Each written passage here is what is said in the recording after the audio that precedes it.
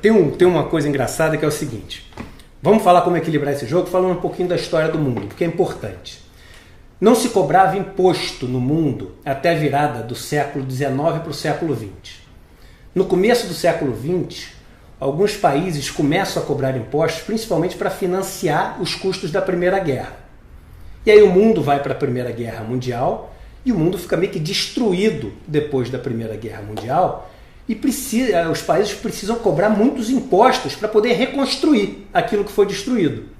E aí começam a cobrar o imposto de renda e com várias alíquotas. Quanto mais você ganhava, mais você tinha que pagar de imposto.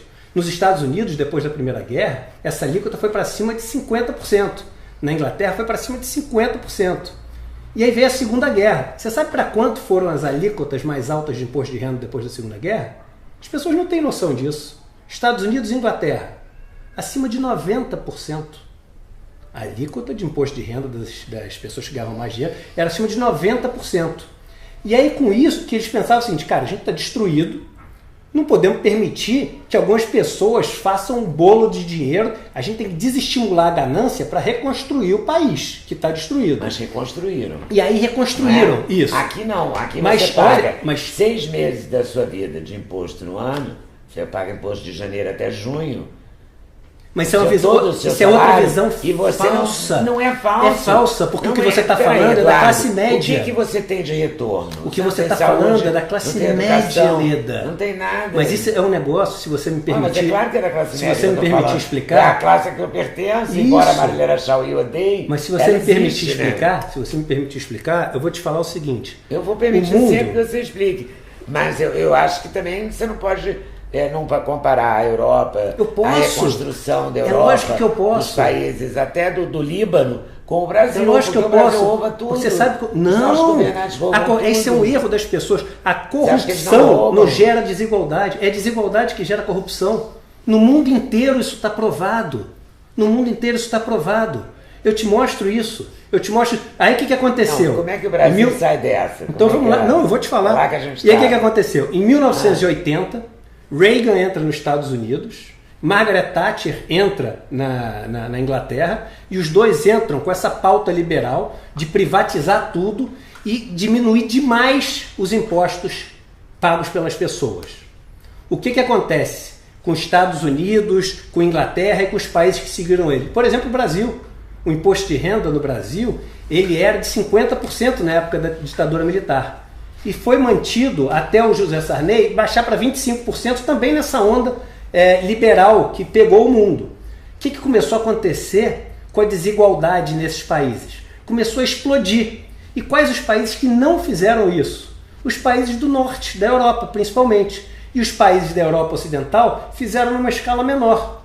Hoje, se você for pegar Noruega, se for pegar Suécia, se for pegar Finlândia, se for pegar Holanda, se for pegar Suíça, todos esses países europeus, principalmente os mais ao norte, o 1% mais rico da população tem entre 6% e 8% da riqueza do país. O Estado tem alguma presença nesses lugares. Nos Estados Unidos, o 1% mais rico, em 1980, tinha 10% da riqueza. Hoje tem 22% da riqueza. Os Estados Unidos é um desastre como sociedade. Só que ninguém vê isso, porque a gente compra dos Estados Unidos... Qual é a sociedade, na sua opinião, mais justa? Não tem a menor dúvida que os países do norte da Europa. Os 3 primeiros países do mundo em IDH, sabe quais são os 3 primeiros países? Você acha que o Brasil, sinceramente, honestamente, você acha que o Brasil tem alguma chance de ser parecido com a Finlândia, com a Suécia? Os caras eram vikings, Noruega, né? Os caras um dia já foram vikings, né? Não dá para dizer que começa pior, né? O que acontece é que esse negócio é um negócio de longo prazo. O mundo é uma caixa de areia com criança brincando. Você é contra os liberais, não? Você acha que totalmente no Brasil? Não, assim, tudo é onde você aplica. Então, se você chega num país mais justo, o liberalismo tem função. Eu preciso entender, porque eu também não tenho uma cultura grande sobre isso. E acredito que as pessoas em casa também não têm. Então, se você é contra o liberalismo, é contra o Estado menor e a privatização das empresas, né? O Estado hoje no Brasil, de cuidar eu não só sou das contra coisas, isso, Leda. Das coisas fundamentais. Você é a favor de quê? Vamos lá. Hoje no Brasil, primeiro, de você ter uma progressividade de imposto. Você está reclamando com justiça que você paga muito imposto.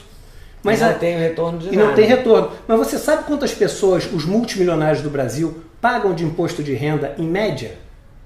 6,7%. Pois é, então voltando ao que você defende, que eu ainda não entendi, e quero entender, você defende o quê? A taxação das grandes fortunas? Vamos lá. Brasil. O mundo inteiro desenvolvido tem um imposto enorme sobre transferência de herança. Tá? Tá, o imposto sobre as heranças. O Brasil tem 4%. Quais os outros países que não tem que nem o Brasil? Índia, África do Sul, países onde você tem uma desigualdade extrema. Vou fazer uma coisa para todo mundo entender. O mundo, o Brasil, é igual um parquinho de areia que tem criança brincando. Para você fazer monte de areia, Leda, não tem outro jeito, tem que ter buraco. Quanto maior o monte, mais buraco você tem. De vez em quando, as pessoas vão jogando um pouco mais de areia, que é a riqueza que você gera no mundo. Mas se tiver muita gente fazendo muito morro, muito alto, é inevitável que tenha buraco. E os buracos vão ficando cada vez mais fundos. O que esses impostos fazem? Eles pegam os montes muito altos de areia e derrubam um pouco de volta para o parque para diminuir os buracos. Então, nos Estados Unidos, na Inglaterra, o imposto sobre herança chega até 40%.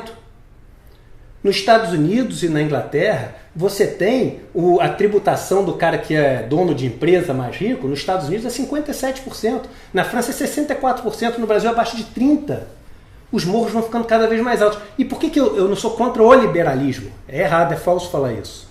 Eu acho que é o seguinte, o liberalismo, ele é super oportuno falar em liberalismo no Brasil. Por que o liberalismo fala? O liberalismo de John Locke, que chegou ali logo depois da Revolução Inglesa, e ele chegava, a gente tinha um absolutismo lá, e ele falava assim, olha, eu acho que a gente tem que ter liberdades, liberdade de comércio, liberdade à propriedade, liberdade de cultos, etc. Foi muito bacana, e é uma coisa que tem influências fantásticas.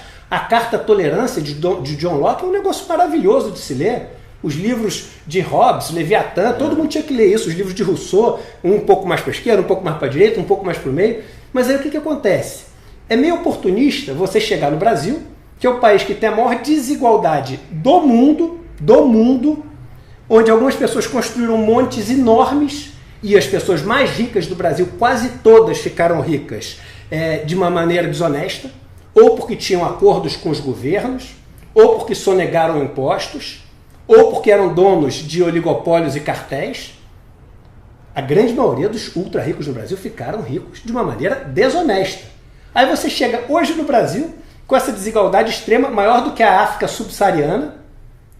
O Brasil tem mais desigualdade que a África subsaariana. E chega e fala o seguinte, olha, a minha política do Brasil é o seguinte, liberalismo e livre comércio. Ou seja, eu vou proteger os montões de areia que tem e não vou jogar areia de volta.